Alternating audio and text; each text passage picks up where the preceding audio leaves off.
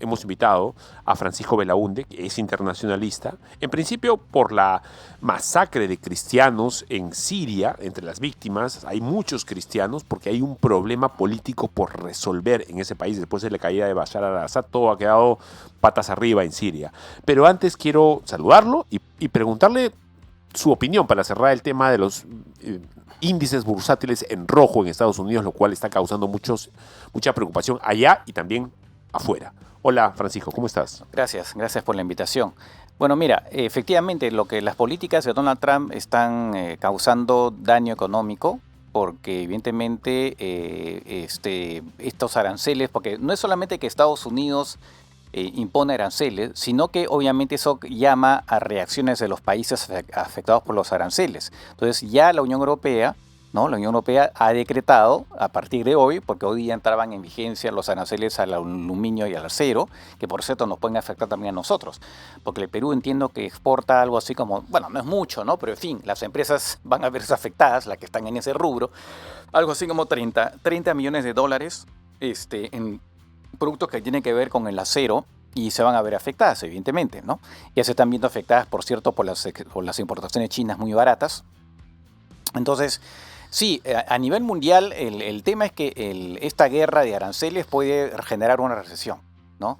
Y ese es el miedo que existe ahora, que nos estemos dirigiendo eventualmente a una recesión, y sobre todo la imprevisibilidad también, porque finalmente Donald Trump es una persona que toma una decisión, después retrocede, vuelve a tomar una, retrocede, o sea, los inversionistas siempre necesitan predictibilidad. Seguridades. Tiene que saber, porque claro, para invertir, tú tienes que saber, oye, ¿cuál no es el panorama invirtiendo aquí 10 soles, pues, ¿no? Oye, si tú cada mes, cada semana me estás cambiando las reglas del juego, oye, no puedo invertir. Entonces, claro, eso obviamente genera que se retiren de la bolsa y provoca las caídas que se están dando, ¿no? Ahora, eso puede acabar, que el primer país del mundo, porque todavía Estados Unidos lo es, Sí. sea un país en recesión, eso puede ser muy malo para el resto de países. Obvio. Eso va a afectar toda la economía mundial. Si a la cabeza del mundo le va mal, imagínate al resto. O sea, podría generar una recesión. Claro, ese es el problema, que cuando la famosa frase, ¿no? Cuando Estados Unidos estornuda, el resto del país, del mundo se resfría o le da gripe, ¿no? Entonces, es verdad, es verdad que ahora está la economía china, está la Unión Europea, pero igual, Estados Unidos es la primera economía del mundo, y lo que ocurra ahí nos va a afectar a todos. Entonces, sí, pues es muy preocupante lo que está pasando, ¿no? A ver, también es preocupante, Francisco, lo que está pasando en Siria. Sí. Discúlpame el cambio radical, sino que a nosotros particularmente nos preocupa. En los últimos días Siria ha experimentado, todos lo sabemos, una escalada de violencia, no sé si sin precedentes, pero realmente muy, muy difícil. Ha dejado más de 1.300 muertos en los últimos días. Sí. Y principalmente en dos provincias que son las que más enfebrecidas están, que es Latakia y Tartus. Son fuerzas leales al presidente que ha sido derrocado, Bashar al-Assad, que seguramente lo quieren entronizar de nuevo, y hay un nuevo gobierno interino que es islamista, y parece que es islamista radical, que ha resultado en masacres, no solamente a una minoría musulmana que son los alawitas, sino a comunidades cristianas. Incluso hemos visto en las últimas horas cómo masa cristiana se ha golpeado a una especie de base militar de Rusia, clamándole que por favor les abran las puertas porque lo que está pasando en las calles o atrás de ellos es impensable. ¿Te parece si vemos un informe que ha preparado Kenia Ramos sobre el tema y luego lo comentamos? Ok. Adelante, por favor. Oigan, árabes, todos ustedes, países puedes ponerte los audífonos si gustas. Despierten, solo tenemos a Dios. Cada día perdemos familias, cada día perdemos gente. Más de 1.000 cristianos y alawitas han sido asesinados en Siria por terroristas islámicos y grupos de Al-Qaeda, siguiendo la orden del nuevo dictador al-Shara. Esta masacre ha sido confirmada por un parlamentario europeo que visitó Damasco los días 8 y 9 de marzo, que se reunió con líderes religiosos. Sin denunciar desde el Comité de Acción Política las matanzas de cristianos en Siria por parte del nuevo gobierno islamista. Y queremos denunciar también el silencio cómplice de la mayoría de los medios de comunicación, el silencio del gobierno y el vergonzoso comunicado de la Unión Europea. Los islamistas que asesinan cristianos hoy en Siria, los que están matando a los cristianos, los que están convirtiendo a tantos en mártires de la fe.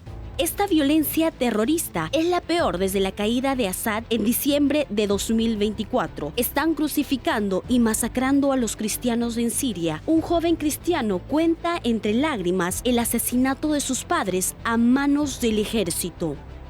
Anoche perdí a mi familia, a mi padre y mi madre en la masacre que se produjo en Sahel. Entraron a nuestra casa con la excusa de hacer un registro y mataron a mi padre y mi madre, que estaban solos en casa, ya que tanto mi hermano y yo vivimos en el extranjero. Antes del inicio de la guerra civil siria, en 2011 los cristianos representaban alrededor del 10% de la población siria, pero en la actualidad esta cifra ha disminuido drásticamente a solo el 3%, según los datos del informe de libertad religiosa. De acuerdo a la denuncia del diputado Fuster, también los medios tradicionales de noticias se han hecho cómplices ignorando a los cristianos que están siendo masacrados por yihadistas en Siria, principalmente en las provincias costeras de Latakia y Tartus, centro de la comunidad alawita. Familias perseguidos y masacrados injustamente en Siria.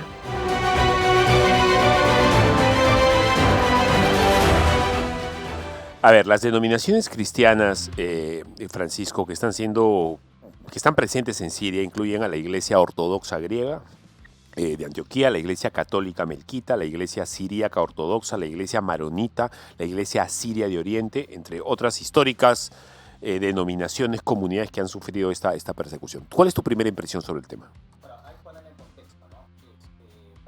La guerra civil empezó en 2011, es un país martirizado donde gran parte de la población primero empezó porque no hay que olvidar que esto fueron parte de una serie de revueltas que hubo en todo el mundo árabe contra los gobiernos establecidos que eran básicamente dictaduras.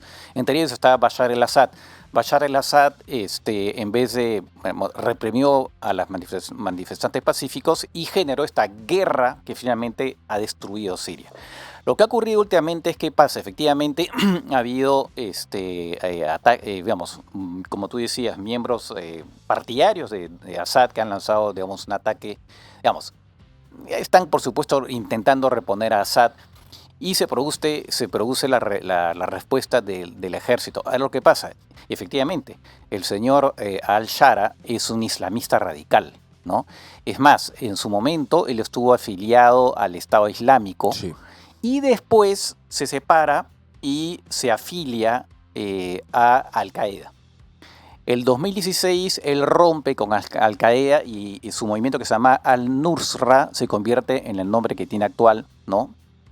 Que es un frente de liberación para el Levante, una cosa por el estilo.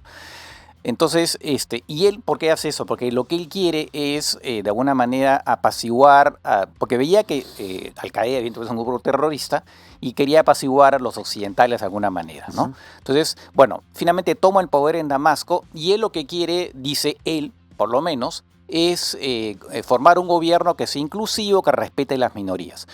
Lo que ha pasado en esa zona es que, ¿y qué pasa? Muchas de sus huestes son yihadistas, ¿no? Él dice que quiere acabar con eso, pero en todo caso, hasta ahora por lo menos, muchos de sus huestes son incluso yihadistas extranjeros, gente que tiene un odio. La mayoría de los muertos han sido alawitas, que son esta secta de origen chiita, ¿no? A la cual pertenece Bashar el-Assad, ¿no? Bashar el-Assad gobernó con ellos, no porque él fuera particularmente religioso, sino que como es natural, sobre todo los dictadores, tienden a rodearse de gente en las cuales confía, ¿no? Sí, claro. Entonces, gobernó con ellos. Entonces, claro, estos yihadistas que incluso pueden tener incluso más odio por los chiitas que por los propios cristianos, porque supuestamente para los musulmanes, tanto judíos como cristianos son religiones del libro y por lo tanto en el mundo musulmán antiguo eran tolerados, claro, gente de ciudadanos de segunda categoría, pero eran tolerados. Con los chiitas, ellos los consideran, ¿cómo se llama? Peor que los cristianos y los musulmanes, ¿no? Y más aún las religiones que son paganas, que ellos llaman paganas. Entonces, claro, lo que ha habido es, la mayor cantidad de los muertos han sido alawitas, pero efectivamente, también han habido muertos cristianos. Lo que ha dicho el señor al-Shara es que él dice que va a castigar lo que se ha producido. No lo sabemos. Es una persona que en este momento mucha gente no le cree. Claro, porque tiene todo un pensamiento y un background detrás que indica que es un radical de verdad. Exactamente. Ahora, él tiene también un background familiar que lo aleja de eso, ¿no? Es una familia más o menos acomodada en Siria, que él nació en Egipto, donde su padre trabajaba. O sea, curiosamente, él fue el único de esa familia que se convirtió en radical, ¿no? Sí. Y entonces, no lo sabemos si efectivamente él va a cambiar o no, si sigue siendo un fanático, no se sabe. Los europeos simplemente fueron a visitarlo, pero no solamente los europeos, también los norteamericanos, los rusos, todos. ¿Por qué? Porque todos querían saber, bueno, ¿y este señor a qué viene? O sea, sí, claro. ¿Cuál es su postura? Entonces todos han conversado con él. Entonces, y los europeos les han levantado parcialmente una fracción de las sanciones, muy pocas, unas que tienen que ver básicamente con temas para mejorar un poquito la situación de la población, que está efectivamente muy afectada por la guerra civil y hace, como digo, desde el 2011. Entonces, todos están, no confiamos en ese señor, levantamos una que otra sanción y vamos a ver. Yo lo que imagino que lo que ha ocurrido ahora con estas masacres va a ser que evidentemente todo el mundo diga, oye, ¿sabes qué? Ni hablar. No vamos a mantenerlas, no vamos a seguir levantando sanciones, y es más, podría haber una restitución de sanciones si efectivamente no hay una depuración y no hay castigo para los responsables de estas masacres. Entonces, la situación en Siria es esa, ¿no? Una persona en la cual no se puede confiar mucho, pero que dice que va a respetar a las minorías. Ayer justamente acaba de firmar un acuerdo con los kurdos. Recuerdo al público que los kurdos son más o menos también el 10% de la población en Siria.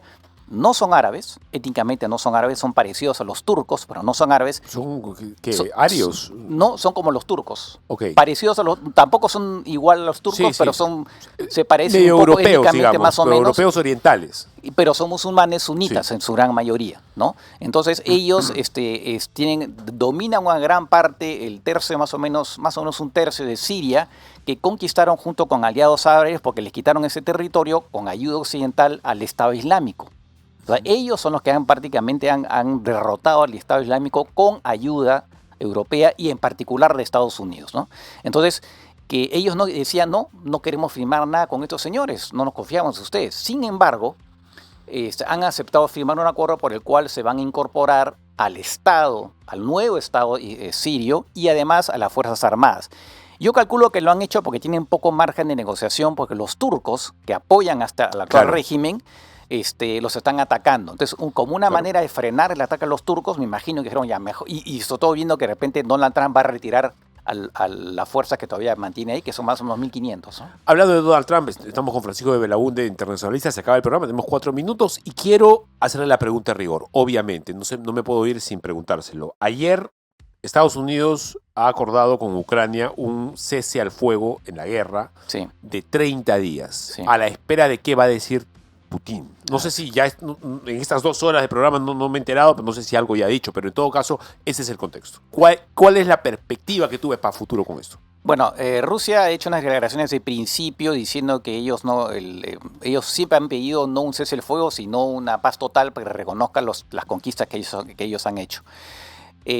Ahora lo que han dicho es, estamos esperando la comunicación oficial de Estados Unidos, porque hasta ahora solamente tenemos las versiones periodísticas.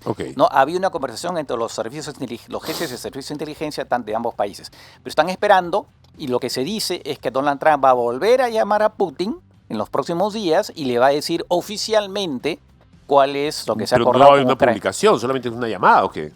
Aparentemente dicen que sería una llamada, y los rusos han precisado.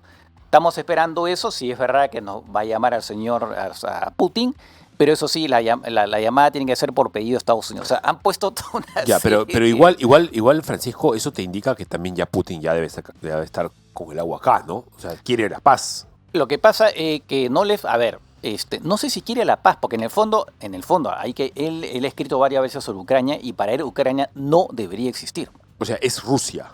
Para él Ucrania es Rusia, así de simple. No debería existir. Ya, Entonces, él quiere que pero desaparezca la Ucrania. espalda le da o sea, El problema es que para seguir con la tiene, guerra. tiene serios problemas, tanto logísticos en armas, pero claro, es un país que tiene un ejército mucho más numeroso que el ucraniano. Entonces él piensa que eventualmente podría terminar derrotando, pero le está costando muchísimo a la economía y están gastando algo así como no sé si el 30-40% de su presupuesto en la guerra. Es enorme. Lo que pasa que es verdad, tiene unas reservas importantes por la venta de gas y petróleo. Entonces eso le permite reclutar, pagando muy bien a los soldados que están yendo, ¿no? A la buena parte de ellos en todo caso. Entonces él cree que sí podría derrotar a Ucrania con el tiempo, porque es verdad que ha estado avanzando. Ahorita lo que está pasando es que está avanzando en Kursk, esa zona de Rusia ocupada por los ucranianos, pero se ha frenado el avance, que era bien lento, con un montón de muertos rusos, y se ha frenado en los últimos días. Sí, se han defendido como tigres los ucranianos, Sí. eso también es verdad. ¿Eh? Sí, es verdad. No, claro, porque ellos, obviamente, está su país en juego y se han defendido muy, muy bien. O sea, claro, evidentemente. Sí, claro.